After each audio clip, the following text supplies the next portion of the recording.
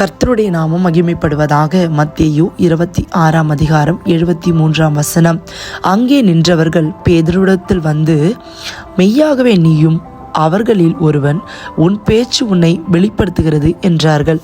எனக்கு அருமையான தேவனின் ஜனமே, கர்த்தருடைய வார்த்தை சொல்லுகிறது பாருங்க. பேதுரு 3 வருஷம் நம்ம ஆண்டவராகிய இயேசு கிறிஸ்துவோடு இணைந்து ஊழியம் செய்கிறார்.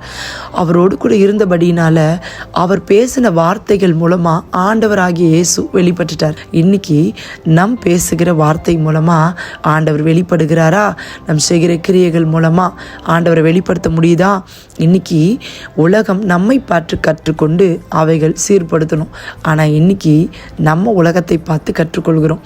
இன்னைக்கு நம்ம வாழ்க்கை எத்தனையோ காரியங்களில் கிறிஸ்து இயேசுடைய நாமத்தை மட்டுப்படுத்தக்கூடியதாக தான் இருக்குது. இன்னைக்கு நம்ம அதை சரி செய்து கொள்வோமானால் வசனம் சொல்லுது, நம்மை நாமே நிதானித்தால் நியாயத்திற்கப்பட மாட்டோம். ஆண்டவரை என் பேச்சில் வெளிப்படுத்த முடியல, ஆண்டவருடைய அன்பை இந்த பூமியில் என்னால் வெளிப்படுத்த முடியல, ஒரு சாட்சியின் வாழ்க்கையை என்னால் வாழ முடியல. அதற்கு காரணம் எனக்குள்ள இருக்கிற ஒரு சில காரியங்கள்.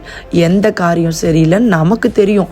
எனக்கு அருமையான கர்த்தருடைய பிள்ளைகளே, ஆண்டவருடைய அன்பை வெளிப்படுத்த முடியாமல் இருக்கிற காரியங்களை அறிக்கை செய்து ஜெபம் செய்து விட்டு விடும் பொழுது நிச்சயமாய் ஒரு சாட்சியுள்ள வாழ்க்கையை, கர்த்தருடைய அன்பை வெளிப்படுத்தக்கூடிய நல்ல வாழ்க்கையை வாழ நம்மளால முடியும். கர்த்தர் அதற்கு நமக்கு கிருபை தருவாராக. கர்த்தர் நம்மை ஆசீர்வதிப்பாராக. God bless you.